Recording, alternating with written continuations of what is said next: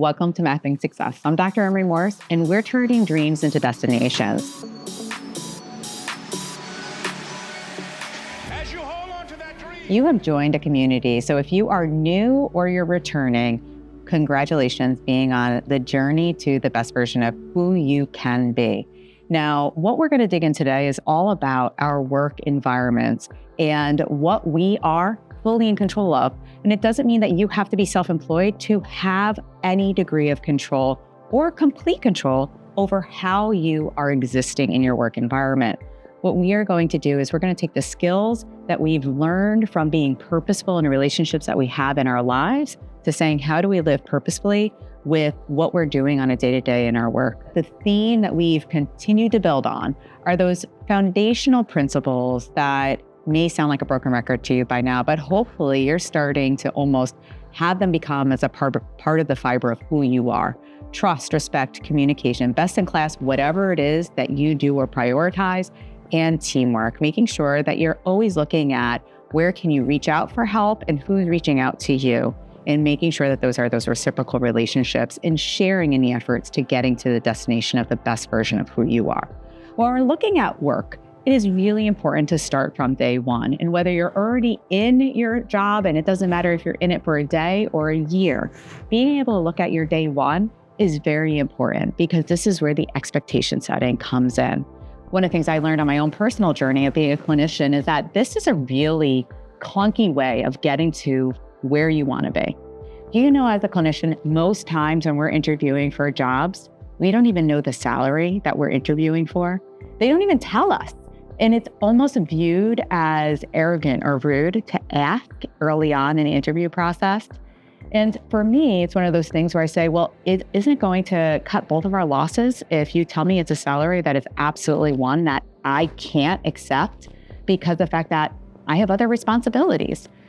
However, it's a part of kind of the culture, which is a little bit unusual. However, there are other things that are within my control that can help me to better understand whether or not this is going to be a position that suits me. So having clear expectations and being able to state things like, one of the things that will be necessary is that I need to be able to provide X, Y, and Z financially, and that generally is going to cost me 1, 2, or 3, gives a very clear level set as to this is an arena that you need to be in for salary.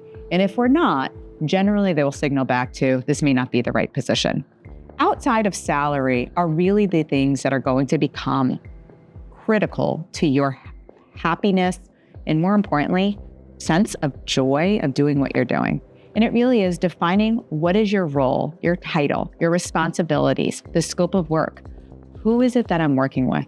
What is the culture?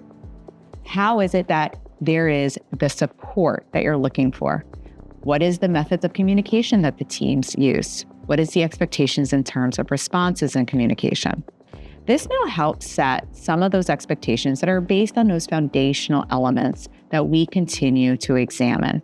When you don't have a clear understanding of those from the interview process, that should already be signaling a red flag of either that these are poor communicators that aren't able to convey exactly any of those answers that you need. And that may give you pause, or that perhaps they're not being the most truthful and upright. Either way, there's a flaw in communication. And unless there is any effort to try and improve on that, when you're recognizing and responding to it, it may be best for you to reroute and identify a different course for you to be most successful in. Now, let's say that you're already in your position. One of the things that I think is very important is to take lessons learned of how do you continue to nurture the environment and culture that you're in. So I'm a big fan of reading a lot of different books that may help in informing on leadership skills. One of my favorite authors is Cy Wakeman, and I was actually exposed to some of Cy Wakeman's work. There are a couple of things I want to share with you that I think are sometimes the mistruths that get perpetuated in the work environment.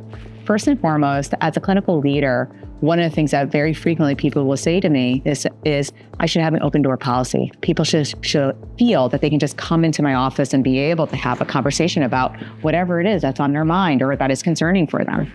One of the things that is challenged by Cy Wakeman's work is saying that an open door policy is one of the biggest fatal flaws that you can potentially have as a leader.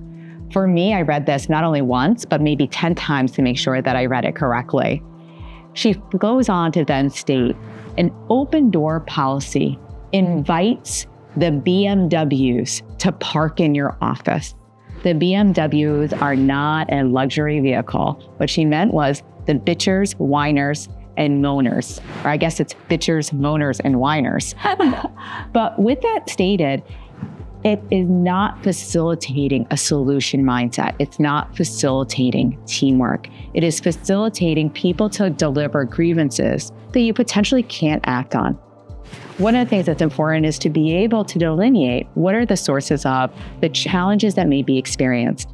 This may be something that you need to do as an exercise for yourself, or if you're a leader or someone who is the person who receives a lot of people's complaints or concerns, to be able to help in facilitating a greater degree of resolution. What do I mean? One, when someone comes to you with any discussion around what is a challenge or what they're experiencing as something that is negative, how are they characterizing it? I'll give you an illustration. At a recent retreat that I had, I did a team emotional intelligence exercises. And as a part of this exercise, it was asking for team members to share positives as well as negatives from their day-to-day interaction. And there was a resounding theme that I had heard. It went something like, I feel frustrated when XYZ occurs. It is frustrating when 1, 2, 3 happens. The frustration that is experienced when this certain thing occurs. I took that opportunity to have a discussion around the theme that I was seeing and the words that can be used to develop an action plan to solve what actually was the problem. When you use the word frustrated, or you allow for someone to tell you that what you're experiencing causes frustration, it is important for you to know the definition. Frustration means an emotional response to something that I can't influence or change. By using the word frustrated in your own vocabulary or allowing someone else to tell you that you're frustrated based on the experience that you're having, you have given permission to the fact that you've accepted something as is and nothing is going to change it. I can't change your emotions, but I can change the actions and pathways and solutions that exist to be one that are more aligned with something that is more functional or efficient or effective. During that retreat, the result of this exercise was challenging my team to abandon the word frustrated from their vocabulary. And when they identify themselves or someone else utilizing it, lead with the question, what can be done in this situation? In fact, that is a lot of the work that Cy Wakeman's books and all that she delivers focuses on. What can be done? In fact, one of the things that I also got from her book was something that I initially laughed at when I read it. And I even laughed harder when I've heard her on one of her video interviews saying it, because I said, who in the world would ever say this? This is ridiculous.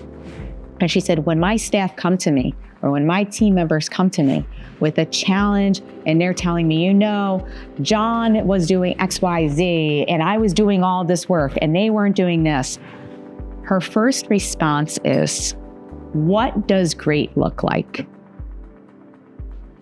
It's something that makes you go pause. And when I initially heard it, I said, who's going to say that? That sounds ridiculous. But what I find now is I use it almost on a regular basis. What does great look like? It allows for you to stop and examine a situation, to then reframe it to what actually is going wrong. It removes the emotional content to allow for emotional intelligence to take over and actually look at the facts that are in front of you.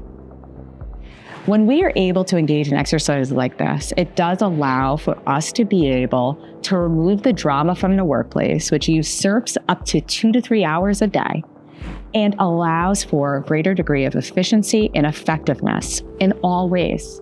It also is honoring those foundational principles of trust, respect, communication, best in class, you name it, and teamwork.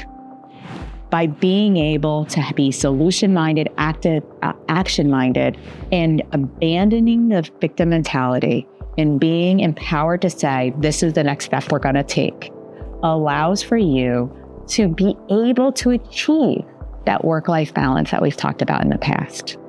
You're going to have a day-to-day that is going to be joyful rather than one that is full of dread. It's really important for us to start thinking this way in order for us to be the most effective version of who we can be. Many of us go into work, whatever it is that we choose as a career, because there was a passion there. But sometimes the roles and responsibilities that we have cause us to have that passion to be replaced with cynicism, and then us frame that as being burned out. Burnout is not something that comes from outside. It's something that comes from within. It is us allowing for our internal flame, that fire in the belly, to be put out. Having a good self-awareness allows for us to change that. So let's say that what your problem is that the culture that you're in feels toxic. One of the things that you can do today is going to be taking time to praise others. You may say, why would I want to praise other people who aren't praising me? Change starts from somewhere. Be the voice of that change. And when you are starting to be able to acknowledge those who are in your team, even for the smallest degree of what they may contribute. Hey, I really appreciate you closing that door behind me. My hands were full. I wasn't able to do that. You now are doing the golden rule. Do unto others as you want done unto yourself. When you are consistent in a way of behavior that is positive and kind, and you've heard my spiel about kindness, you now have created what your level of expectation for engagement is. Others are either going to live up to it or they're going to move out from it. And if they're moving out, they shouldn't have been in your sphere to begin with. And if you're moving on, you've moved on to something that's better. These are some of the things that you're able to do today to be able to actually have greater degree of enjoyment from your work, but also living the life that you want to live. There finally is the whole thing about work-life balance. Balance is something that you need to be able to understand is never going to be 50-50. There might be times it's 60-40, other times 80-20, but one of the things that is really critical for you to be able to appreciate is that you first have to understand and accept whatever that balance is going to be. It then is critically important for you to share that information with those in the other spheres of your life. What I mean is, if my job normally is a 60-40, 60% of my time is invested into work, 40% of my time is for family, friends, partner, and all of a sudden it becomes an 80-20, there's going to be something that feels like I've been fooled. If all of a sudden it's 80% of my family and 20% work is going to say, wait, what's going on? We're going to dock your pay. We need to talk about a professional improvement plan. You're going to be penalized. And we feel that as adults very frequently. We prioritize that because there's a more palpable consequence. There's more of an impending risk that we feel. When that goes the other way, 80% work, 20% family, and family's not expecting it or don't understand it, that is a failure of communication, which results in a feeling of disrespect, a lack of trust, a breakdown of the team. You no longer are best in class. Being able to make the switch of saying, hey, right now, there was an unexpected project. There's this change. I have to be on calls, whatever it might be. And I'm not going to be around for this. And I'm sorry for that. I know that this was important. Do you know that that will make the change that will allow for you to feel balanced? The imbalance we experience is not because of where we're investing our time. It's where we're expensing our emotions unnecessarily. And when the strains in relationships are causing those emotions to be expended far beyond than what they should be, we're going to feel imbalanced. That fire in the belly is going to start to reduce. And soon, we're just going to be left with fumes. I hope that you're taking away from this the idea that we're giving you generalizable information that can be applied to a variety of situations. And no matter what work environment, there are certain skills that you've learned today that you can apply. And that these skills are not limited to just your workplace, but also to your family, your friends, your children, your husband, wife, significant other, to facilitate living your best version of who you are and getting closer to that destination that you want to be at. We're going to continue to build on this. And if you want more detailed content around some of the skills that we're discussing, make sure you're checking out our Patreon page, but also click on the links where we have a lot more detailed information that you can utilize. We want to be able to help give you the information that will personalize your journey to get you to where you want to be and being the best version of who you can be. We're going to all get there and celebrate together that we turned all of our dreams into our ideal destination. As you hold on to that dream, there are moments when you're going to doubt yourself. There are rough times are going to come, but they have not come to stay. They have come to pass.